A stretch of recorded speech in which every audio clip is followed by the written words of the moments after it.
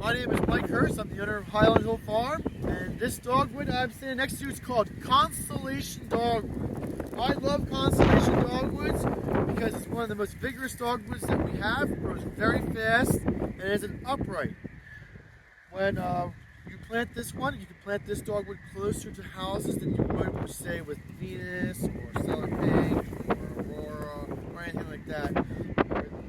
Celestials, they're wider. This is a narrow type, that's what it's advertised for. It has a tremendous number of flowers. It's smaller than, I would say, a Venus would be, but it's still a very good flower display too. Lots and lots of flowers. So this is Constellation. We have a fairly generic Constellation that's right here. They're known for being very narrow, dense type of plant. And we're going to show you how to trim this guy today. We have our Velco 5S pruners, and we're going to prune this.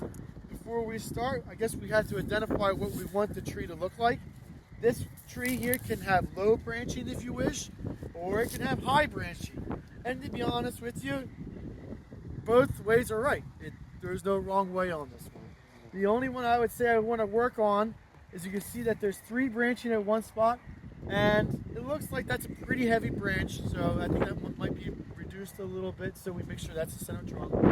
And one of the problems we have with constellations is that they grow so fast and so thin that if we don't prune them, they become like a pencil. They just grow, and if you look around the other dogwoods, all dogwoods that we planted are about 36 inches tall when we plant them, and you can see that this Constellation grows much faster than any of the other dogwoods we have.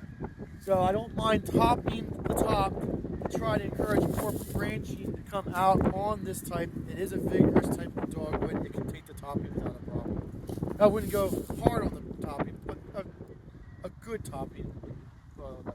So anyway, this is my tree. This is how I'm going to go do it. There's other ways to do it, but this is how I'm doing it. If I look at this branching, I would like this to be a little bit higher. I think that's a little bit low, unless you're doing like perennials around it. But if you're doing like a bedding and you want to see underneath it or see out a window of a house, and you put this next to the house, that branching would block the view. So I would prune this plant without any hesitation up high, and that's fine. And people will be able to see underneath of it, and you can put it up closer to a house, not real close to a house, but it can be put up to a house, and you can look out the window and not have the vision of the window being blocked with all the lower branches. Now we're coming to this section here with the 3 branches, and this is going to be a little bit different than some of the other dogwoods. I'm going to prune that one off a little bit. I'm going to prune this one, and I'm going to prune this one, and I'm going to prune that one, with the idea of trying to push it that way.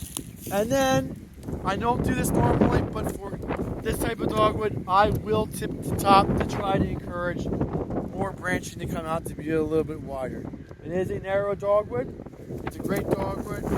It's a dogwood you can plant in spots where other dogwoods have died. They can take more moisture than most other dogwoods can. Not to say that it can go in the swamps, but it is a tougher dogwood than most. This is Constellation at Highland Hill Farm. If you need some, let us know.